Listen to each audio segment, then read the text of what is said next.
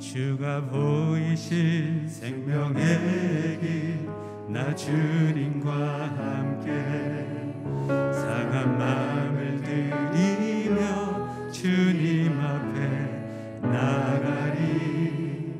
나의 의로움이 되신 주, 그 이름 예수. 나의 길이 되신 이름 예수.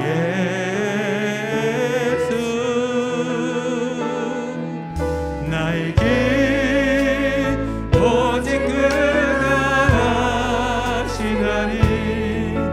나를 단련하신 후에 내가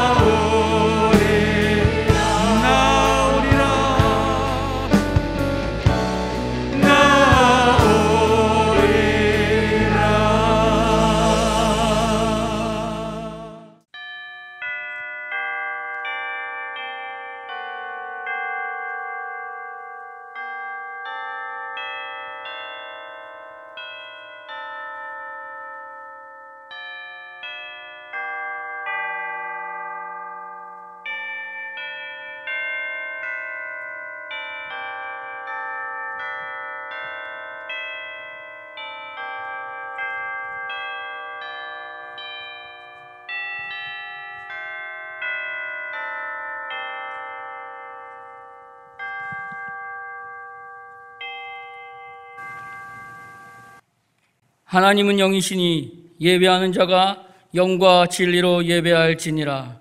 아멘.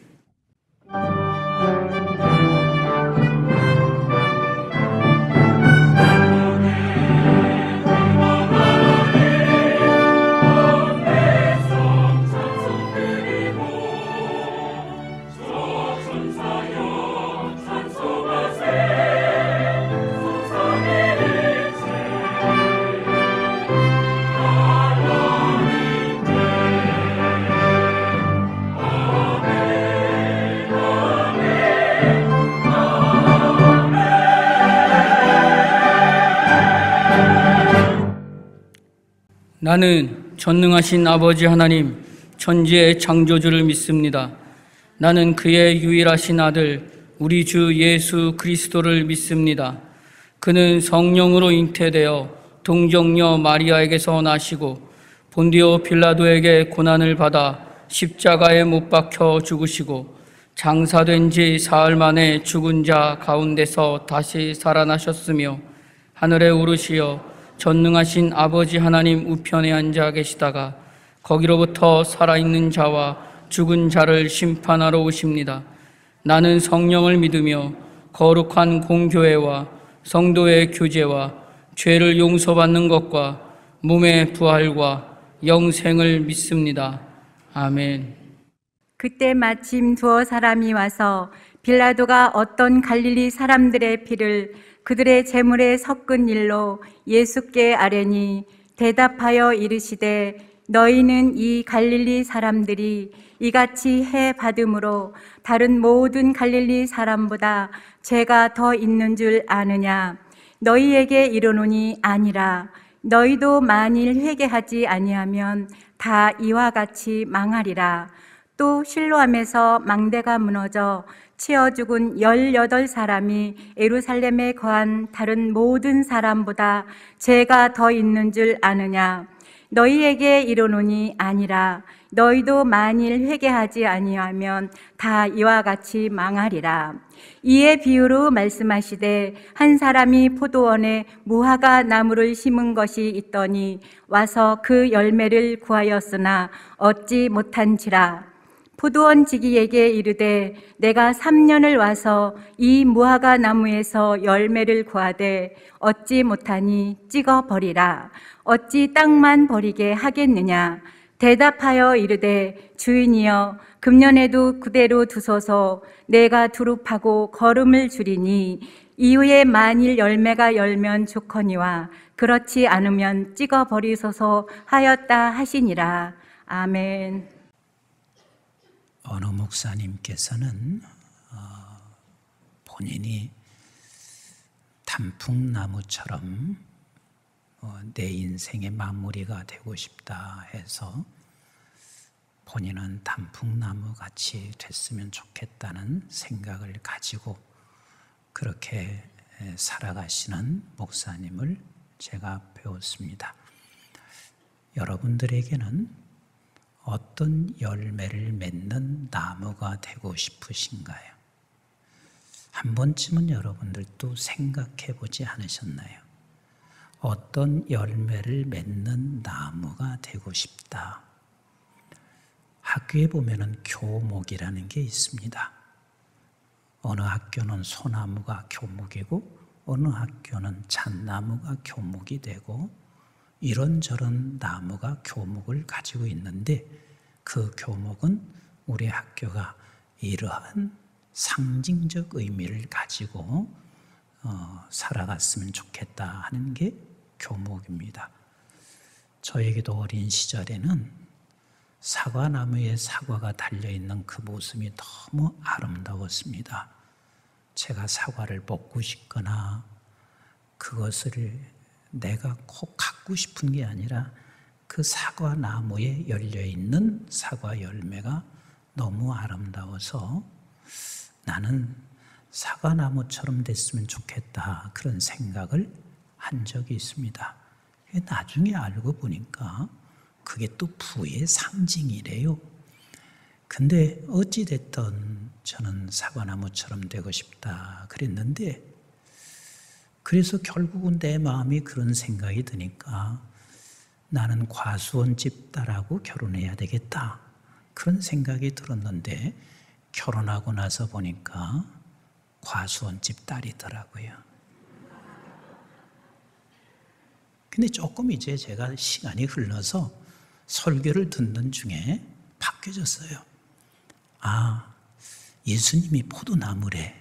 그리고 내가 가지래. 그러니까 나는 포도나무가 돼서 포도 열매처럼 맺어야 되겠다. 사실은 포도나무는 다산의 상징이거든요. 내가 애를 많이 낳고 싶은 게 아니라 영적인 자녀를 많이 낳았으면 좋겠다. 그래서 한때는 또 포도나무가 되고 싶은 때가 있었습니다. 근데 제가 세월이 지나면서 나이가 들고 이젠 조금 또 바뀌어졌어요. 홍시감나무가 됐으면 합니다. 홍시감나무가 홍시가 맛이 있는 것도 있지만 그 붉게 익어가는 그 감의 모습을 보면 너무 아름답습니다. 그래서 아마도 그 감을 풍요의 상징이라 그렇게 하고 있는지 모르겠습니다. 그건 떠나서 제가 홍시감을 보니까 나뭇잎이 다 떨어져요. 그리고 나중에 열매만 딱 남겨져 있는데 내가 나이 들어가면서 저 모습이 됐으면 참 좋겠다. 머리카락도 내가 처음부터 이렇게 된 게 아니거든요. 하나하나 떨어지더라고. 그리고 휘어지더니 떨어져요. 다리도 1시간 정도 이렇게 설교하다 보면 이 다리가 왜 이렇게 휘청거리는지 모르겠어요. 다리도 팔도 온몸은 다 낙엽처럼 떨어져 가도 열매는 좀 남았으면 좋겠다. 그래서 꼭 땡감이 아니라 홍시감처럼 됐으면 좋겠다. 그런 생각을 해본 적도 있고 많이 그렇게 생각을 해봅니다. 여러분, 오늘 본문은 딱 한마디로 정의하면 성도라는 나무는 열매를 맺는 게 운명이다. 이걸 지금 말씀하시는 거예요. 같이 한번 따라서 합시다. 성도라는 나무는 열매를 맺는 게 운명이다. 운명이다. 그러면서 우리 주님께서 13장 1절 이렇게 말씀을 시작하십니다. 시작. 그때 마침, 여기서 스톱하세요. 그때 마침. 그러면 그때가 어느 때냐면 예수님께서 제자들에게 이렇게 말씀하셨습니다.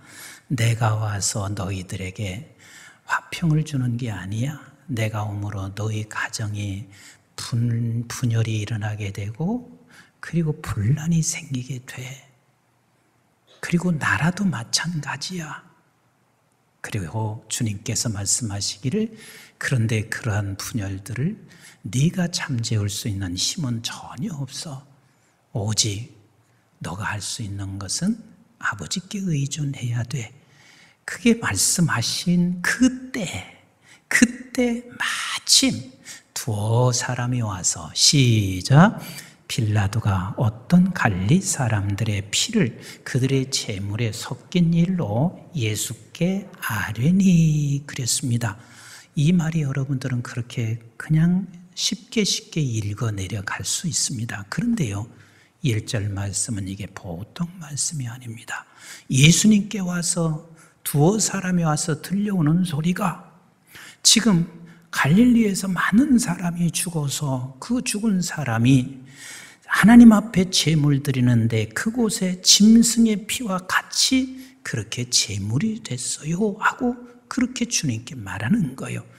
요세푸스의 역사가에 말하면 6월절 제사할 때 이스라엘 백성의 성전에 있는 사람들을 약 3,000명을 짐승처럼 죽였다. 그 이야기가 역사가의 말이 사실이라면 그 이야기를 예수님 앞에 전해준 것이란 말이에요.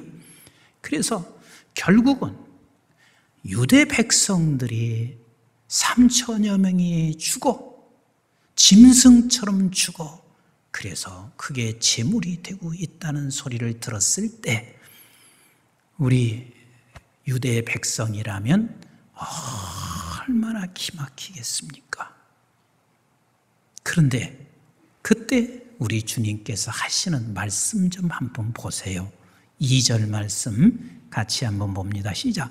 대답하여 이르시되 너희는 이 갈릴리 사람들이 이같이 해받음으로 다른 모든 갈릴리 사람보다 죄가 더 있는 줄 아느냐? 이렇게 말씀하시고 그러니까 이 말이에요. 지금 사람들이 죽었습니다. 죽은 사람은 얼마나 죄가 많아서 저주를 받을까 생각할 것이고 그리고 그들을 죽인 놈들은 진짜 죄가 얼마나 많으면 저렇게 죽일까? 라는 생각들이 다 하고 있었을 것이란 말이에요. 저는 제 고향이 충청남도 보령시예요. 그런데 아주 일찍부터 그곳에는 기차가 있습니다. 장항선이 있습니다. 그래서 그 장항선을 옛날 어른들이 항상 얘기하는데 왜 이렇게 여기가 철로가 일찍 놓아준 줄 아느냐 하는 얘기와 그리고 바로 그 기차역 앞에는 제가 다녔던 중학교가 있는데 그 중학교는 일정시대 때 세워진 중학교입니다.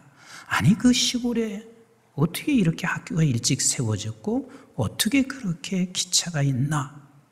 그런데요, 일본 사람들이 한국을 점령하고 그리고 난 후에 수많은 소나무들을 다 벌목해서 그곳에 실어서 어디로 가냐면 장항에 가면 장항에서 군산 앞바다에서 항구에서 실어서 일본으로 갔고 우리는 경상도하고는 좀 달라요.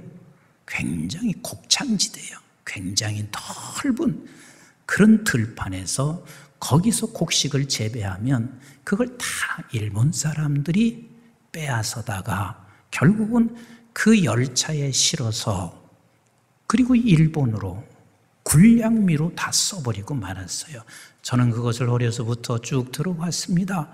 그러면서 무슨 생각이냐면 철도를 보았을 때 우리에게 일찍도 이렇게 철도 놔줬는데 하는 고마움보다는 아픔이 서려 있는 철로를 저는 봅니다. 학교를 보면서도 아픔이 서려 있는 학교를 봅니다.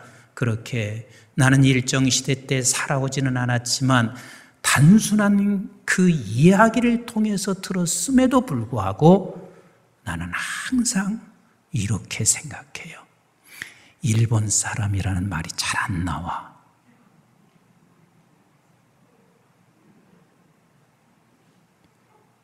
꼭 일본 그리고 다른 말이 나와요. 일본 선교도 하고 또 이제 우리 교회 설교가 일본에 방송도 돼요. 그런데 일본이 어떤 때 보면 참 불쌍한데도 어느 때 보면 너희들 참 그렇게 한번 당해야 돼, 이렇게 생각할 때도 참 많이 있습니다. 그런데 지금 예수님께서 빌라도라고 하는 식민 통치 속에 그 어마어마한 사람들이 짐승처럼 되어서 제물이 되고 있는데 세상에 주님이 하시는 말씀이 다 똑같아. 모두가 다 죄인이야.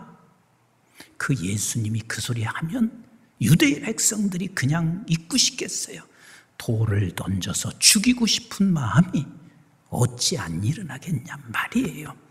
근데 우리 주님이 모두가 다 죄인이라는 사실을 말하면서 3절에 이렇게 말씀하시고 계신 거예요. 시작. 너에게 이르노니 아니라 너희 또 만일 회개하지 않으면 다 이와 같이 망하리라. 그래, 지금 죽은 사람들, 저 사람이 언뜻 보면 저주받아 죽은 것 같고 죽인 자들만 죄인인 것 같지만 사실은 모두가 다 죄인이란다. 그래서 내가 회개하고 돌아오지 아니하면 전부 한결같이 너희들이 보고 있는 것 같이 망하리라. 내가 온 이유가 뭔 줄 아느냐? 주께로 돌아오게 하기 위하여, 회개케 하기 위하여, 내가 너와 함께 죽어서 너와 함께 내가 부활하여 내게 생명을 주기 위하여 내가 이곳에 왔다. 생명을 주는 사람만이 돌아서서 우리 하나님을 볼 수 있게 되거든. 그러면서 성경은 이렇게 말씀하세요. 로마서 3장 23절 다 아시는 말씀인데 같이 읽습니다. 시작. 모든 사람이 죄를 범하였음에 모든 사람이 죽은 자나 죽인 자나 살아있는 자나 모든 사람이 다 죄를 범하였음에 하나님의 영광에 이르지 못하더니 그랬습니다. 이 말씀도 유대인들이 들었을 때는 주님 앞에 돌을 던질 말씀이에요. 왜? 우리는 하나님 알거든. 하나님의 영광을 돌리지 못한다는 이야기는 하나님을 모르는 거예요. 하나님을 모르기 때문에 그분 앞에 무릎을 못 꿇는 거예요. 그런데 우리가 하나님을 영광을 돌리지 못한다는 말이 말이 되나? 이 말의 뜻은 우리가 하나님을 모른다는 것인데 우리는 하나님을 알아서 이렇게 우리가 경배하고 살아가고 있는데 우리가 어찌 죄인이며 우리가 어찌 하나님의 영광을 돌리지 못한다는 말인가? 유대인들은 예수에게 돌을 던지는 말이었을 것입니다. 그런데 우리 주님은 모두가 다 죄인이다. 모두가 다 동일한 죄인이다. 이 말씀을 다시 반복해요. 그게 바로 4절과 5절 말씀인데 같이 읽어보도록 해요. 시작. 또 실로암에서 망대가 무너져 치여 죽은 18사람이 예루살렘에 거한 다른 모든 사람보다 더 죄가 있는 줄 아느냐? 너에게 이르노니 아니라 너희도 만일 회개하지 아니하면 다 이와 같이 망하리라. 또 한 번 중복해서 말합니다. 실로암 망대라는 게 뭐냐면 예루살렘 남동쪽에 위치한 벽으로 함께 붙어 있는 오늘날로 말하면 저수지와 같은 곳이에요. 왜? 그곳에 물을 거두어 두었다가 예루살렘 안에 있는 사람들이 그 물을 사용하기 위해서 그렇게 있는 곳인데 사가들의 말은 거기에 빌라도가 수로를 정비하다가 그만 그 뚝이 무너져서 18명이 죽고 많은 피해를 봤단 말이에요. 그런데 그들은 죄인이 누구예요? 그렇게 만드는 사람이 죄인 아니에요.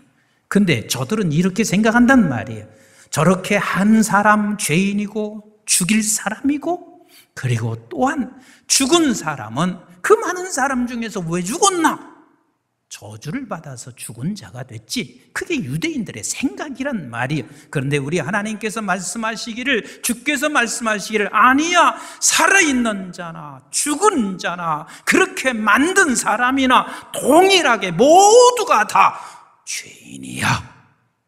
너희가 회개하지 아니하면 결국은 다 망하는 사람들이야 라고 말씀하시고 계세요. 그래서 내가 온 이유는, 너를 선택한 것은 이제부터는 너는 회개한 사람이고, 회개한 너는 반드시 열매를 맺어 가야 할 운명의 사람이라는 것을 이어서 6절부터 9절까지 말씀하시고 계신 거예요. 우리 한번 6절 같이 읽어보도록 하겠습니다. 시작. 이에 비유로 말씀하시되, 한 사람이 포도원에 무화과 나무를 심은 것이 있더니 와서 그 열매를 구하였으나 뭐했어요? 얻지 못한지라. 7절 시작. 포도원에 지기에게 이르되, 내가 3년을 와서 이 무화과 나무에서 열매를 구하되 얻지 못하니 찍어버리라. 어찌 땅만 버리게 하겠느냐? 대답하여 이르되, 주인이여, 금년에도 그대로 두소서. 내가 두릅하고 거름을 주리니. 자, 이게 우리 하나님의 성품이세요. 예수 그리스도의 성품이세요. 하나님은 우리에게 생명의 씨, 영원한 생명의 씨를 주신 후에 우리는 반드시 열매를 맺어야 할 운명의 사람들이에요. 그런데 하나님은 끝까지 기다리신 거예요. 그래서 거기서 파서 거름을 주고 끊임없이 우리에게 말씀을 주시고 성령이 오셔서 우리를 깨닫게 해주시고, 그래서 열매를 맺어가게 하고 있습니다. 이게 우리 아버지의 성품이고 우리 주님의 마음이세요. 그런데요, 그것이 반드시 끝이 올 때가 있습니다. 9절 같이 읽어봅니다. 시작. 이후에 만일 열매가 열면 좋거니와 그렇지 않으면 찍어버리소서 하였다 하시니라. 그렇습니다. 하나님께서는 무한히 우리에게 열매 맺을 수 있는 기회를 주시기도 하지만, 그러나 언젠가는 끝이 온다는 거예요. 그래서 끝이, 우리 주님이 오셔서 끝이 될 수도 있습니다. 아니면 내가 언제 끝이 날지 아무도 모릅니다. 나는 우리 교회 와서요, 수많이 제 앞에서 떠났습니다. 하늘나라로 그 많은 사람들이 갔습니다. 그런데요, 연세 들어서 가신 분도 있지만 나이가 젊었는데, 벌써 가서는 안 되는데 그분들이 제 곁을 떠났습니다. 언제 우리는 이 기회가 끝이 날지 아무도 예측할 수 없는 것이 우리 모두란 말이에요. 그래서 우리는 날마다 열매를 맺는 게 운명인데, 하나님은 그것을 기다리시고 기회를 주시고 있고, 그러나 우리에게는 언제나 끝이 오고 기한이 정해져 있다는 사실도 네가 꼭 기억해라 라고 말씀하시고 계세요. 우리 한번 에베소 5장 1절부터 같이 한번 읽어보실까요? 시작. 그러므로 사랑을 받은 자녀같이, 누가 사랑을 받은 자요? 생명의 씨가 우리 안에 있는 사람, 영원한 생명을 소유한 사람은 다 사랑을 받은 자녀요. 그 받은 자녀면, 시작. 너희는 하나님을 본받는 자가 되고 그리스도께서 너희를 사랑하신 것 같이 너희도 사랑 가운데서 행하라. 그는 우리를 위하여 자신을 버리사 향기로운 제물과 희생 제물로 하나님께 드리셨느니라. 그래서 우리가 사랑받은 자가 된 것처럼 너도 그리 행하라. 3절 시작. 음행과 온갖 더러운 것과 탐욕은 너희 중에서 그 이름조차도 부르지 말라. 이는 성도에게 마땅한 바니라. 4절 시작. 누추함과 어리석은 말이나 희롱의 말이 마땅치 아니하니 오히려 감사하는 말을 하라. 너희는 정녕 이것을 알거니와 음행하는 자나 더러운 자나 탐하는 자 곧 우상 숭배하는 자 다 그리스도와 하나님 나라에서 기업을 얻지 못하리니 누구든지 헛된 말로 너희를 속이지 못하게 하라. 이로 말미암아 하나님의 진노가 불순종의 아들들에게 임하니니 그러므로 그들과 함께 하는 자가 되지 말라. 너희가 전에는 어둠이더니 이제는 뭐예요? 주 안에서 빛이라. 빛의 자녀들처럼 행하라. 그래서 우리는 빛의 자녀니까 어둠의 열매를 맺는 게 아니라 우리의 운명은 이런 열매를 맺어야 합니다. 그 열매 같이 읽습니다. 시작.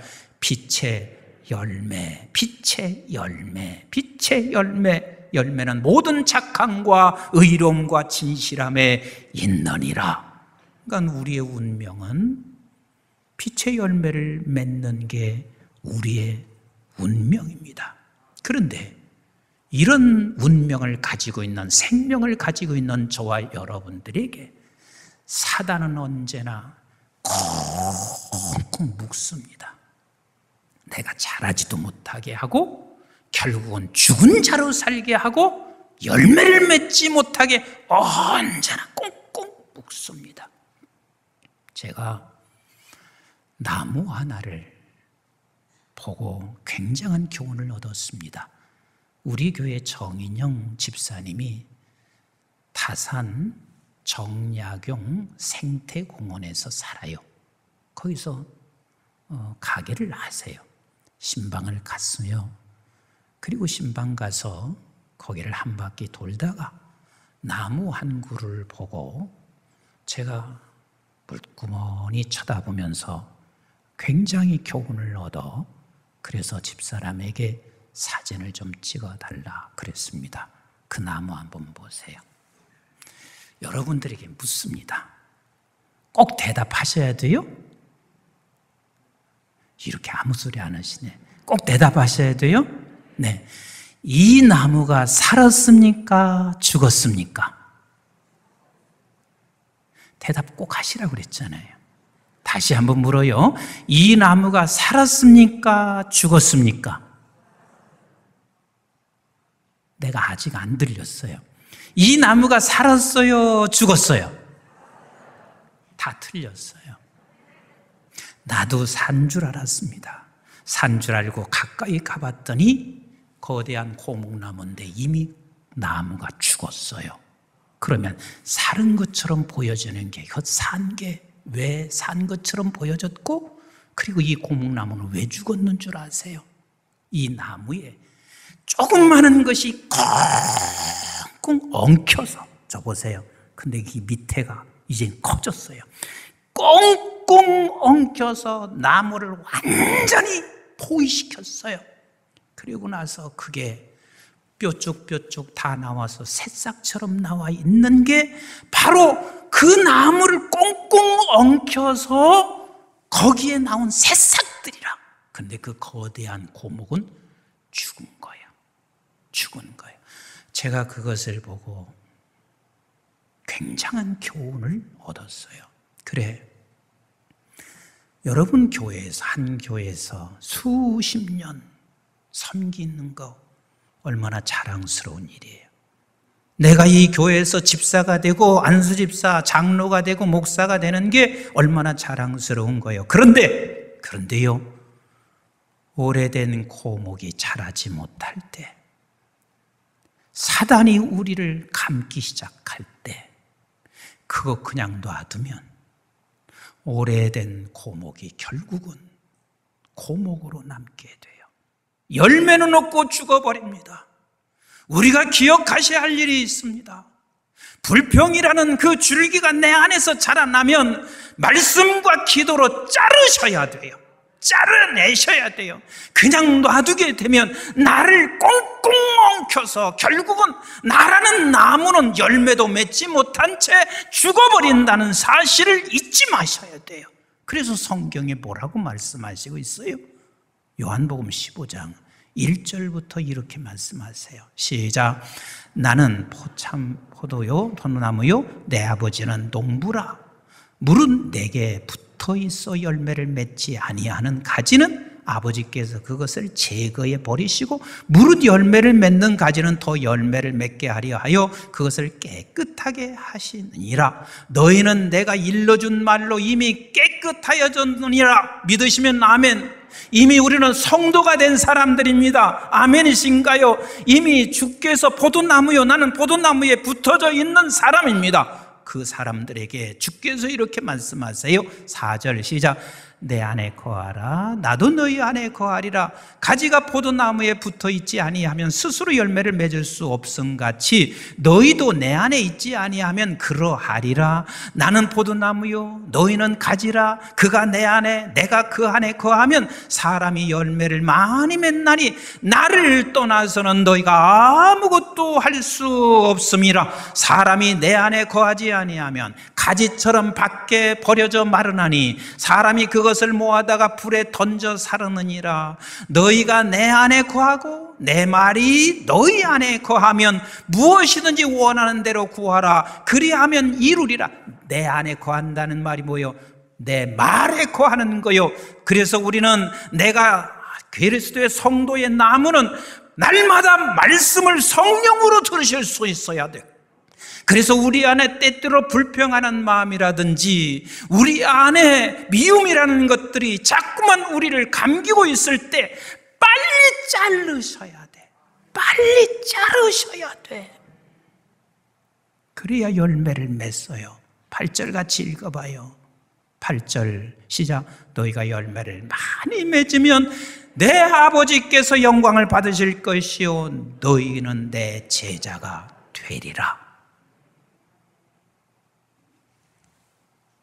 제가 젊었을 때 좀 섬겼던 청소년기 그 대학생 때 섬겼던 교회가 있었습니다.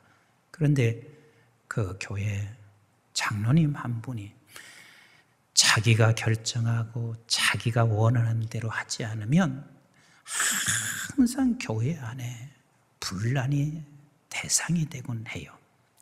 그게 마침 이제 교회에서 결정을 해서 팔당댐 바로 위쪽으로 보면 큰 묘지 공원이 있습니다. 교회 전 성도가 거기에 다 묘지를 구입을 했어요.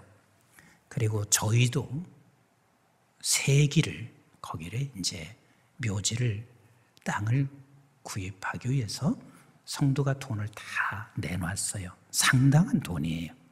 거의 성도들이 다 그렇게 했으니까. 그런데 그 장로가 묘지 구입할 땅을 그 돈을 가지고 튀어버렸어요.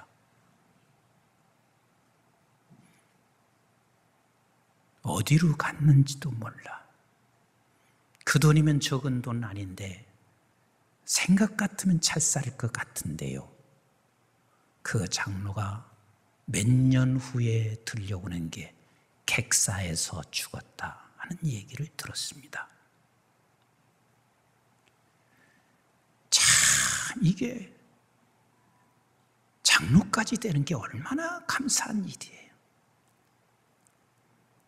그럼 거기서 열매를 맺어야 되는 게 마땅한 일이란 말이에요. 근데 미움과 불평들 이런 싹들이 나를 감싸고 있을 때 빨리빨리 말씀과 성령의 기도로 자꾸 이것을 잘라내셔야 돼요. 그러면 그 나무는 자라나서 그냥 열매를 맺게 되어 있습니다. 성도의 열매가 예수의 열매고 예수의 열매가 성령의 열매예요. 그 성령의 열매 우리 한번 갈라디아서 5장 22절 같이 읽어봐요. 시작. 오직 성령의 열매는 뭐요? 사랑과 하나님의 사랑 속에서 사랑을 깨달아서 너희가 함께 사랑하며 두 번째 뭐요? 희락과 하나님의 사랑을 깨달으니 우리에게 마음속에 기쁨이 있어요. 그 다음에 뭐예요? 화평이에요. 그 사랑 속에 우리는 사랑 안에 있으니 우리가 화평을 이루어요. 그 다음 뭐예요? 오래 참음이에요. 그 사랑을 알기에 내가 참아낼 수 있어요. 그 다음에 뭐예요? 자비예요. 내가 그 사랑을 알기에 그 사람을 바라보며 불쌍히 여겨 베푸는 삶이에요. 그 다음에 뭐예요? 양선이에요. 내가 그 사랑을 많이 받은 자이기 때문에 넉넉하여 선을 행하는 거요. 그 다음에 뭐예요? 충성이요. 내가 그 사랑을 알기에 하나님의 말씀의 앞에, 그 말씀 앞에 충성되게 반응하여 순종하는 거요. 그리고 뭐예요? 온유예요. 온유는 그 사랑을 내가 알아서 넉넉하여 부드럽고 선한 모습으로 사람을 대하는 거요. 그리고 절제예요. 절제는 제재입니다. 내가 주님 말씀 앞에 무릎 꿇기 위해서 나를 철저하게 내 스스로가 복종시키죠. 처복종하지 아니하면 말씀 앞에 설 수가 없는 절제. 이것을 뭐할 법이 없다? 금지할 법이 없느니라. 여기서 금지할 법이 없다는 말이 무슨 소리냐면 이 9가지는 절대로 충돌되지 않는단 말이에요. 즉, 한 가지만 여러분들이 열매를 맺으면 모든 열매가 같이 나타나게 되어 있다, 그 말입니다. 그래서 저는 오래전에 이것을 좀 깨닫고 해마다 연초가 되면 하나님 금년에는 9가지 열매 중에서 무슨 열매를 맺기를 원하시나요? 그래요. 작년에는 제가 화평의 열매를 맺기 위해서 하나님 앞에 소원했습니다. 근데 금년에는 온유의 열매를 내가 맺기를 소원하고 있습니다.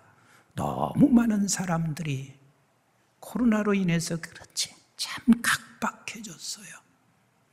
그래서 하나님, 나에게 넉넉함을 주어서 부드러운 마음 가지고 사람을 대할 수 있게 해주세요. 그래서 나는 금년에 내 소원은 온유의 열매를 맺는 게 나의 소원입니다. 여러분들에게 도전을 드립니다. 무슨 열매의 나무를 원하십니까? 우리는 예수의 나무지요. 무슨 열매를 맺기를 원하십니까? 한 가지는 꼭 붙잡으시기를 주님의 이름으로 축복합니다. 그래서 그 열매를 맺어갈 때 비로소 우리는 하나님께 영광을 돌리게 될 것이고, 영광 받으시는 하나님은 저와 여러분들을 통해서 더 영광을 돌릴 수 있는 하나님의 은혜와 복을 허락하여 주실 것입니다.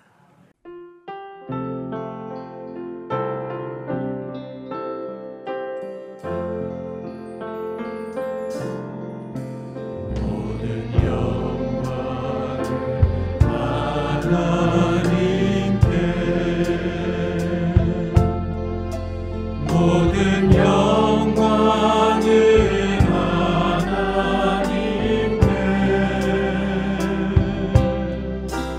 온 마음과 뜻 아래 주 사모합니다. 모든 영광을 하나님께,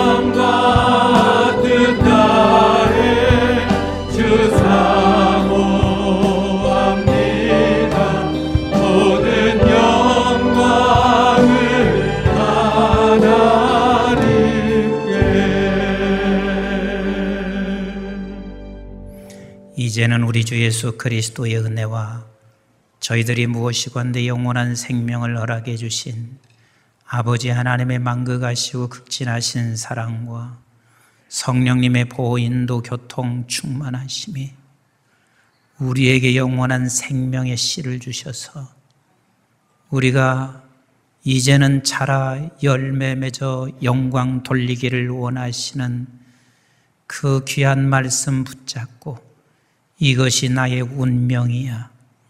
금년에는 반드시 오늘 이 말씀 가운데 준 한 가지 성령의 열매를 내가 맺혀지기 위하여 소원하며 기도하여 열매를 맺어 영광을 돌리게 될 우리 사랑하는 모든 교우들 머리 위에와 저들의 가정과 직장과 기업과 자손, 특별히 우리 한국중앙교회와 온 지구촌에 있는 선교지와 교회들, 이 민족과 그리고 방송의 가족들 위해 이제부터 영원토록 함께 하시기를 주님 이름 받들어 간절히 축원하옵나이다.